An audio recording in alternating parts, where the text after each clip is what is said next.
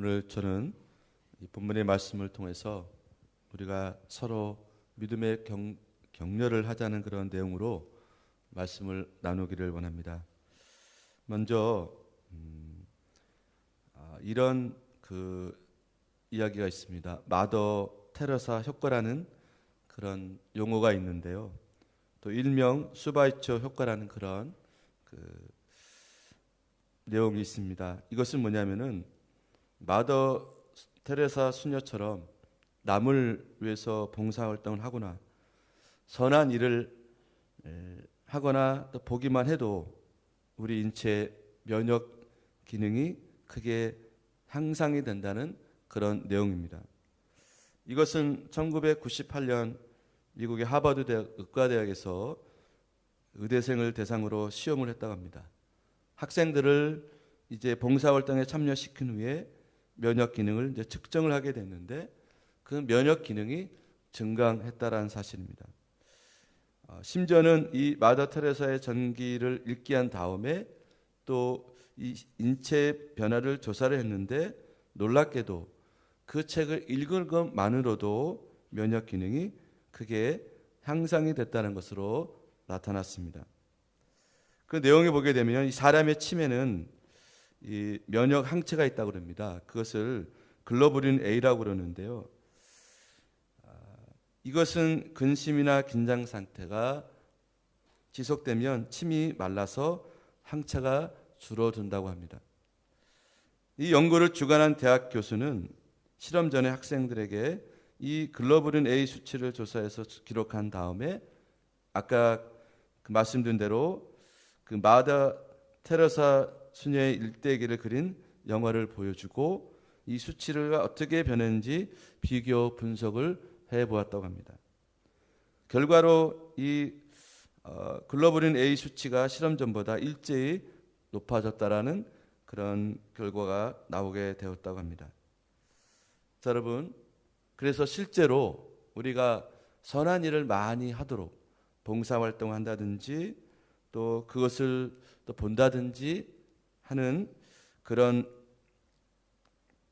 일들을 경험하신 분들이 건강도 마음도 좋아졌다는 그런 이야기를 또 들어본 적이 있습니다. 그래서 이 모든 것들을 우리가 헬퍼스 하이라는 그런 용어를 쓰더라고요. 다른 사람을 돕거나 봉사하고 난 다음에 나타나는 그 심리적인 만족감이 이제 하이 상태로 며칠 또는 몇 주간 간다라는 그런 내용으로서 이 용어를 쓰고 있습니다. 자, 여러분, 저는 이 용어를 저도 이제 처음 알게 되었었는데요. 좋은 이야기를 듣거나 또는 봉사만 해도 이렇게 우리 몸이 좋아진다고 하니, 자, 우리가 영혼과 이 정신이 살찌고 건강해지는 한 해의 말씀을 듣고 우리가 은혜를 나눌 때 우리의 영혼은 더욱더 강건해지고 또 능력을 가지게 된다는 사실입니다. 그리고 생각해 보니까 과거에 이제 제가 좀 젊었을 때 옛날에는 부흥회 많이 했지 않습니까? 그죠? 부흥회를 한다든지 그런 집회에 가서 기도원에 가서 또 은혜를 받고 이제 내려왔을 때 그때는 제 자신이 많이 달라져 있는 것을 경험할 수 있었습니다. 저는 개인적으로 이제 20대 군대 갔다 와서 직장생활 하다가 예수 전도단이라는 그런 선교단체에 DTS 훈련을 받았습니다. 참 힘들고 어려운 그 시기에 하나님 은혜로 그 6개월 동안 훈련을 받고 제가 간사 생활을 하고 그랬었는데요. 저는 제 인생 가운데 그때가 가장 터닝 포인트였던 것 같아요. 제 인생이 확 달라졌던 그런 시기라고 언제냐고 물으면 그때를 말하고 싶어요. 그 훈련을 받고 나서 제가 이제 하나님의 은혜를 경험하고 상처를 치유하고 이제 제가 어떤 삶에 대한 분명한 목적도 발견하고 비전과 꿈을 가지게 되었었는데요. 그때 느껴진 것이 뭐냐면 저는 모든 것이 부정적이었어요. 사람 만나는 것도 싫고 대화도 깊이 이렇게 하는 것도 깊이 하고 뭐 그런 스타일이었었는데 그 기점으로 제가 사람 보는 눈이 달라졌어요. 그래서 그때 제가 본교에 다시 돌아갔는데 한 6개월 못 보다가 제 얼굴 봤잖아요. 얼굴 표정이 달라졌대요. 그리고 제 자신도 모든 사람들이 사랑스럽고 제가 마음에 안 든 사람조차도 제 마음 안에 사랑의 마음, 긍휼의 마음을 갖게 된 것을 그때 경험하게 되었습니다. 자, 여러분, 우리가 은혜를 받고 은혜를 나눌 때 우리의 삶이 질이 달라진다는 것을 여러분도 아마 경험하신 분들 계실 거고 다 그 경험이 오늘 이 시간 우리 가운데 있기를 원합니다. 그리고 앞으로 우리 삶 가운데 그런 은혜가 지속적으로 이루어지기를 간절히 소망을 합니다. 오늘 본문에 나오는 내용을 보면은 그런 내용이에요. 자, 이 바울은 그 당시 세계 최대의 도시인 로마를 방문하고자 하는 그런 계획을 가지고 있었습니다. 로마시에는 이미 로마 교회가 존재하고 있었습니다. 바울의 마음에는 이 로마만 아니라 땅끝까지 복음을 전하는 것이 바울의 꿈이었고 그의 목표였었습니다. 그 당시 땅끝이라고 한다 그러면 서버나 지금의 스페인 내지는 포르투갈 지역이라고 이렇게 생각을 했던 모양입니다. 자, 그래서 로마서 15장 23절 24절 보시게 되면요, 그런 내용이 나오게 됩니다. 이제는 이 지방에 일할 곳이 없고 또 언제든지 서바나로 갈 때에 너희에게 가기를 바라고 있었으니. 자, 이런 소망을 가지고 있었습니다. 그러나 지금 바울은 어떤 상태냐면은 그 모 교회, 예루살렘 교회가 지금 여러 가지 어려움을 겪고 있었습니다. 그래서 그가 개척한 여러 교회를 다니면서 이제 헌금을 모아서 예루살렘 교회를 돕고자 하는 그런 가정 가운데 있었습니다. 그래서 여러 사람과 함께 예루살렘 교회에 예루살렘으로 올라가고 있는 그런 중에 있었습니다. 사도 바울은 예루살렘에 갔다가 로마를 방문하고 교회의 도움으로 서바나에 가서 선교를 하려는 그런 생각을 가지고 있었습니다. 자, 왜 바울이 로마로 가고자 하고 서바나로 가고자 했던 것인가? 자, 그것은 우리가 잘 아는 대로 땅끝까지 복음을 증거하고자 원했던 그런 열망이 있었기 때문에 이 바울은 그렇게 가고자 했던 것입니다. 자, 오늘 8절 말씀 보게 되면요, 먼저 내가 예수 그리스도로 말미암아 너희 모든 사람에 관하여 내 하나님께 감사함은 너희 믿음이 온 세상에 전파됨이로다. 이 바울은 여러 곳을 전도를 하면서 이제 로마에 온 성도들을 통해서 로마 교회의 소식을 듣게 되었습니다. 이 로마 안에는 하나님을 경외하는 신실한 믿음의 사람들, 구원받은 사람들이 모여서 열심히 신앙생활을 했던 이야기를 듣게 되었습니다. 바울의 입장에서는요, 이게 얼마나 마음 설레는 일인지 몰라요.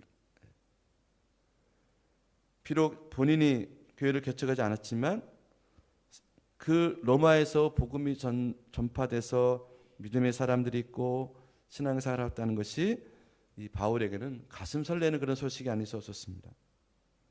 그래서 그 교회를 위해서 간절한 마음으로 기도하는 것은 물론이거니와 이 교회 성도들에게 지금 칭찬과 격려를 아끼지 않고 있습니다.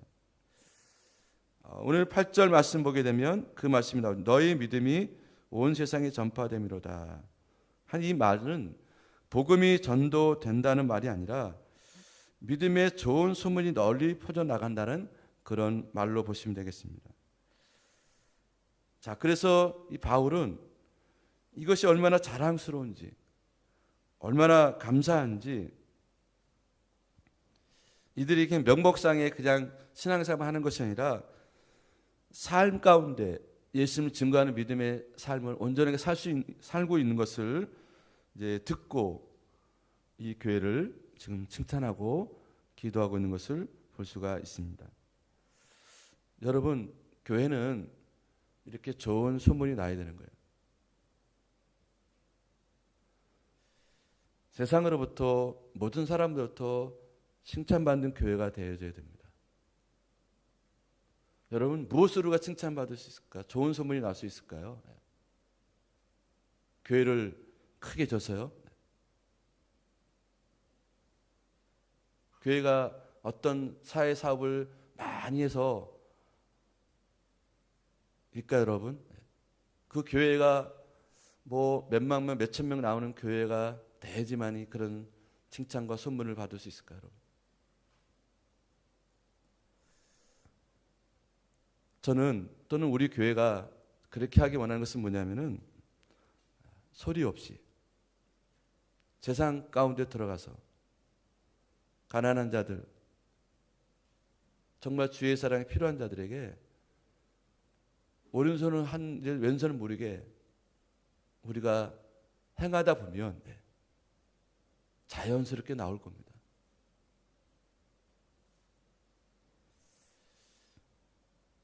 오늘날 우리 교회, 특별히 한국교회는 마을들이 많고 좀 어려운 가운데 있습니다. 여러분, 이럴 때일수록 그런 소식과 소문에 여러분 치우치지 마시고요. 우리 각자의 믿음을 지키고 우리 교회의 믿음을 잘 세워갈 수 있는 우리 모두가 되었으면 좋겠습니다. 그래서 이 바울이 로마 교회 소식을 들어서 기뻐했던 것처럼 하나님께서 그런 것을 보시고 기뻐할 수 있는 우리 모두가 다 되기를 원합니다. 지금 우리가 오늘 말씀을 통해서 보기 원하는 것은 뭐냐면 이 바울이 로마 교회를 칭찬하고 있는 것을 봤으면 좋겠어요. 격려하고 있는 것을 우리가 봤으면 좋겠습니다. 그 잠재력을 깨우는 칭찬이라는 그런 글을 본 적이 있었는데요. 인간의 내는 무게가 약 150g이라고 합니다. 세포의 수는 약 140억 개 정도가 되고요. 근데 보통 사람은 평생 이 10%도 사용하지 못한 채 죽는다고 합니다. 무한한 잠재를 가지고 있는데도 불구하고 우리가 그것을 다 사용하지 못하고 이제 죽는다는 거예요. 그런데 이 잠자는 잠재를 깨우는 위대한 도구는 뭐냐면 칭찬이라는 거예요. 그래서 그 미국의 심리학자 로젠 소울이라는 교수가 다음 같은 시험을 했다고 합니다. 뭐냐면요, 별것도 아닌 테스트 자료를 만들어서 초등학생들에게 테스트를 한 다음에 테스트의 결과를 보지도 않고 몇 명의 아이들에게 그냥 칭찬을 해줬대요, 무조건. 그래서 1년 후에 1년이 지난 다음에 똑같은 애들에게 그 지능 지수를 테스트해 보니까요, 칭찬받은 아이들이 다른 아이들에 비해서 지능이 월등히 상승해 있다는 것을 알게 되었다고 합니다. 야, 대단해. 너 참 잘했어. 너 역시 남달라. 똑똑해. 이렇게 칭찬하게 되면 아까 말씀드린 대로 잠자던 잠재력이 깨어나기 시작한다는 거예요.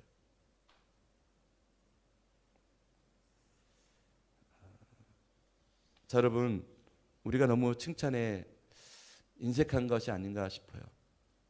그리고 격려에 너무 인색하지 않은가 싶어요. 오늘 이 본문에 나오는 이 바울은 빈말이 아니라 그냥 이렇게 립 서비스라고 그러죠. 말로만 하는 것이 아니라 진짜 칭찬을 하고 있는 거예요. 진짜 격려하고 있는 거예요. 그래서 로마 교회는 더욱더 더 잘 성장할 수 있었습니다. 자, 요즘 우리가 참 그래 힘든 일도 많고 덥기도 하고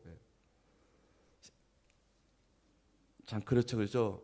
그러나 여러분, 이럴 때일수록 우리가 더 칭찬하고 격려했으면 좋겠습니다. 우리 교회는 그런 교회가 되었으면 좋겠어요. 서로 칭찬하고 격려해 주는 거예요. 여러분, 이 무더위 가운데 우리 중고등부 수련회 마쳤고요. 청년부 마쳤고 또 오늘까지 이제 여름 성경학교 아동부 이제 하게 되는데요. 여러분, 얼마나 교사들이 힘들고 또 고생했습니까? 수고합니다. 전사님 수고했어요. 우리 아이들에게도 칭찬해 주시면 여러분 얼마나 좋겠습니까? 여러분, 오늘 특별히 예배 나가시고 또 만나시게 되면 꼭 인사를 해주세요. 칭찬해 주시고 격려해 주세요. 그러면 힘나서 더 잘하지 않겠습니까? 오늘 본문 말씀 9절 10절을 보실까요? 네. 바울은 이렇게 얘기합니다. 내가 그의 아들의 복음 안에서 내 심령으로 섬기는 하나님이 나의 증인이 되것이니와 항상 내 기도에 쉬지 않고 너희를 말하며 어떻게 하든지 이제 하나님 뜻 안에서 너에게로 나아가 좋은 길을 얻기를 구하노라 그랬습니다. 바울은 지금 그 당시로 말하자면 대사도입니다. 그런데 바울이 개척하지도 않은 교회지만은 교회를 이 로마 교회를 위해서 기도하는데 빈말로 기도했다라고 말하지 않았습니다. 여러분, 저도 가끔 그럴 때가 있는데요. 기도할게요. 기도합니다. 하긴 뭐래요? 여러분 정말 기도하시나요? 바울은 그렇게 말하지 않았습니다. 정말 기도했다는 그건 뭐냐면은 하나님 나의 증인이라는 거예요.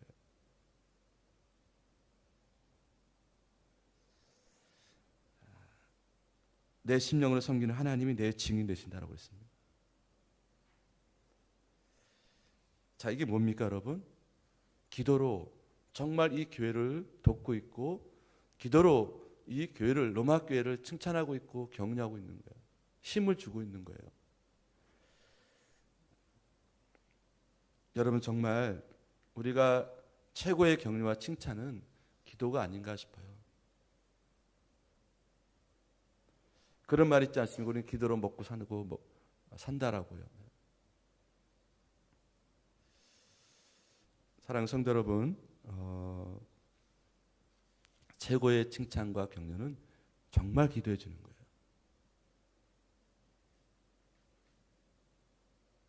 하기사 요즘에 내 기도도 못하는데 남의 기도를 할 수 있겠습니까? 여러분, 기도가 잘 안 되시면요, 내 기도하기 좀 그렇잖아요, 그죠? 그럼 중보기도 남을 위해서 먼저 기도하시다 보면요, 저 같은 경험은 내 기도가 문이 열리더라고요. 기도가 안 되시면 남의 기도를 한번 시작을 해보세요. 그러면 내 기도가 열립니다. 최고의 칭찬과 격려는 기도다. 오늘 바울이 그것을 우리에게 정말 보여주고 있습니다. 여러분의 자녀들을 사랑하십니까? 정말 기도해주는 부모님 되시기를 바라요. 그만큼 큰 위로와 격려가 없습니다. 왜냐하면요, 이것은 느껴지는 거예요. 영적으로 우리에게 다가오는 것들이에요. 또 하나는 뭐냐면 오늘 바울이 11절 12절을 보게 되면요, 신령한 은사를 너희에게 나누어 주어 너희를 견고하게 하려 합니다 그랬습니다. 그리고 이는 곧 내가 너희 가운데 너희와 나의 믿음을 말미암아 피차 안위함, 이 안위함이라는 것은 이 새로운 새 번역에 보니까요, 믿음으로 서로 격려를 받고자 합니다, 이렇게 해석되어 있더라고요. 그러니까는 피차 안위함을 받는다는 것은 피차 격려한다는 말입니다. 자, 신령한 은사를 주고받으면서 서로 격려하라는 겁니다.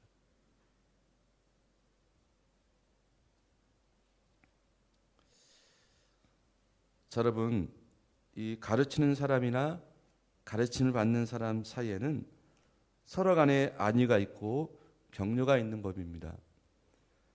성도와 성도들이 또는 목회자와 목회자들이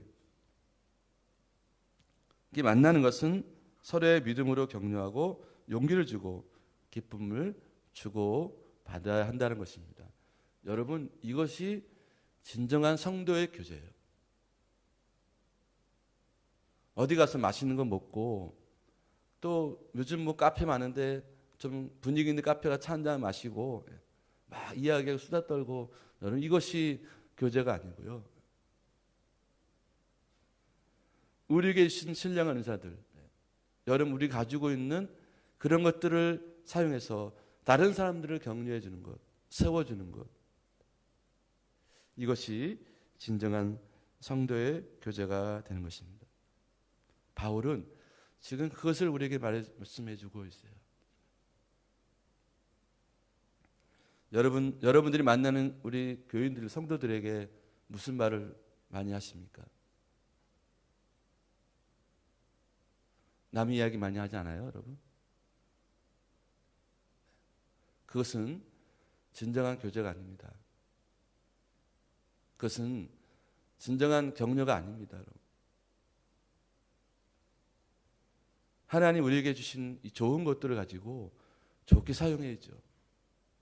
그것이 하나님 원하시는 진정한 교제이고, 바울은 지금 그것을 이 로마 교인들에게 본인이 지금 고백하고 있는 것을 볼 수가 있습니다.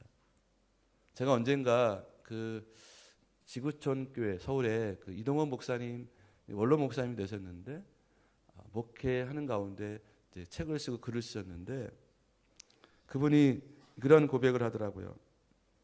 저도 뭐 가끔 그런 생각을 하게 되는데요. 어려운 순간 만날 때가 있어요. 그리고 무엇보다도 자신의 부족함 때문에 나타나는 여러 가지 결과들 때문에 괴로울 수가 있습니다. 오해를 받기도 하고, 정말 아닌 게 아니라 목회를 그만두고 싶은 유혹을 받을 때가 있었대요. 그런데 그 목사님이 모든 목회를 마치고 이제 하셨던 이유는 뭐냐면, 나에게는 아리스다고가 있었대요. 여러분, 아리스다고라는 사람은 사람 이름인데 성경에 나오는 이름이에요. 그 바울이 목회 서신을 쓸 때 보면은 이 아리스다고라는 이름이 한 5번 정도 이렇게 나오는 것 같아요. 이 누구냐면요, 바울이 이제 복음을 전하다 잡혀갑니다. 감옥에 갑니다. 사람들에게 핍박받습니다. 그 자리에 항상 누가 있었냐면요, 이 아리스다고가 있었어요. 말없이 그냥 옆에 있었던 겁니다. 그 바울은 이 사람을 칭찬하고 이 사람을 추천하고 있습니다. 왜냐하면 자신이 정말 힘들고 어려울 때 나의 격려자가 되어줬던 거예요. 옆에 그냥 있어줬던 겁니다. 여러분, 말이 그렇지 얼마나 무섭고 외로웠겠어요. 얼마나 힘들었겠습니까? 근데 바울에게는요, 정말 바울은 만남의 축복이 있는 사람인데 그 중에서도 이 아리스다고,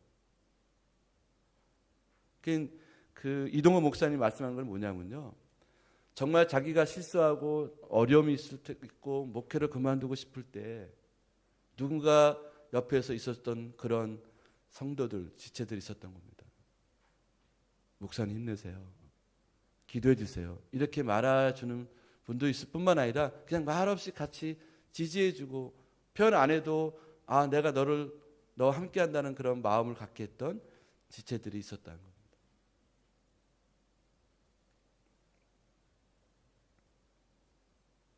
자, 우리 모두는 서로에게 이와 같은 존재가 되었으면 좋겠어요. 신경 쓰이고 뭔가 조심해야 되고 뭔가 채착될까 봐 또 이렇게 막 마음을 이런 게 아니라 좀 있는 그대로 내가 좀 편하게 받아주고 용납해주고 배려해주고, 그러지 않아도 힘든 세상인데 여러분, 교회 와서까지 신경 쓰고 우리가 여기서까지 가정 안에서까지 이렇게 신경전을 벌인다 그러면 여러분 얼마나 불행하겠어요.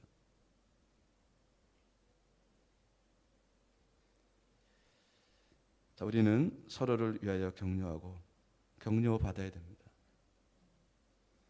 하나님 우리에게 주신 은사를 통해서, 기도를 통해서. 자, 그리고 마지막으로 말씀 한 번 더 볼까요? 14절, 15절 본문 말씀 보도록 하겠습니다. 자, 여기 이렇게 바울은 말합니다. 헬라인이나 야만인이나 지혜 있는 자나 어리석은 자에게 다 내가 빚진 자라. 그러므로 나는 할 수 있는 대로 로마에 있는 너에게로 복음을 전하기를 원하노라. 바울은 빚진 자라고 말합니다. 얼마나 겸손한 사람인지 모르겠어요.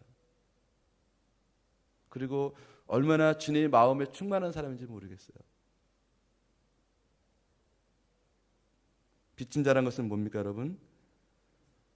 갚지 못할 채무감을 빚진 것을 말하는 거 아니겠습니까? 자, 먼저 우리는 하나님께로부터 갚지 못할 그런 빚을 진 사람들입니다. 더럽고 추하고 멸망할 수밖에 없는 죄인들이었습니다. 그러나 하나님은 그 아들 예수님을 통해서 우리에게 구원과 천국을 우리에게 허락해 주시고 영생을 우리에게 허락해 주셔서 정말 예수님 때문에 다시 인생을 사는 인생들 아니겠습니까? 여러분, 빚이라고 합니다. 그러면 영적인 빚도 있지만은 정신적인 빚도 있고 사랑의 빚도 있는 거예요. 그래서 로마서 13장 8절 말씀 보게 되면요, 이렇게 말씀하고 있습니다. 피차 사랑의 빚 외에는 아무에든지 아무 빚도 짓지 말라 그래서 남을 사랑하는 자는 율법을 다 이루느니라 그랬습니다. 자, 여러분 지금까지 우리가 살아오면서 누구의 도움 없이, 누구의 섬김 없이, 누구의 사랑과 수고 없이 여기까지 오신 분 계십니까, 여러분? 아무도 없을 겁니다. 부모님의 은혜, 선생님, 형제, 또 교회, 또 여러 가지 상황과 사람을 통해서 우리는 살아왔고, 그래서 우리는 이 사랑의 빚더미 속에 우리 살아가고 있는 사람들이에요.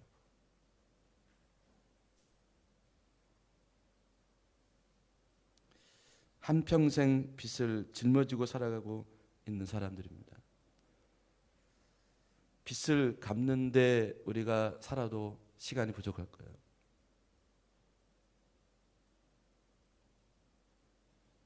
우리에게 주어진 시간들, 인생들,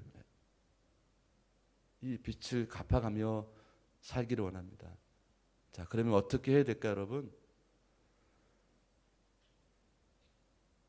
오늘 말씀 네 가지로 정리를 해보면요. 자, 칭찬으로 서로를 격려하자. 두 번째, 기도로 서로를 격려하자. 세 번째, 하나님 주신 신령한 은사들, 내게 가지고 있는 달란트를 주고받으면서 서로 격려하자. 네 번째, 자, 우리는 사랑의 빚진 자의 심정으로 서로를 격려하자. 자, 오늘 이 마음, 이 믿음, 또 이런 은혜로 우리가 오늘 하루, 또 아니 우리 주어진 시간, 남은 인생을 통해서 그렇게 믿음으로 행복하게 사는 저와 여러분 되기를 주의 이름으로 간절히 축원합니다. 아멘. 자, 기도하겠습니다.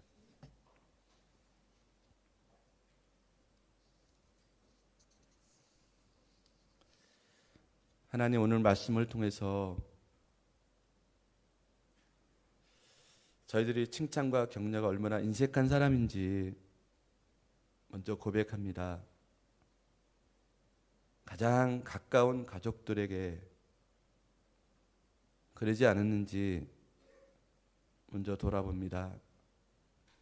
그리고 우리가 자주 만나는 사람들, 또 이렇게 함께 신앙생활하는 우리 모두에게 우리가 어떤 존재였는지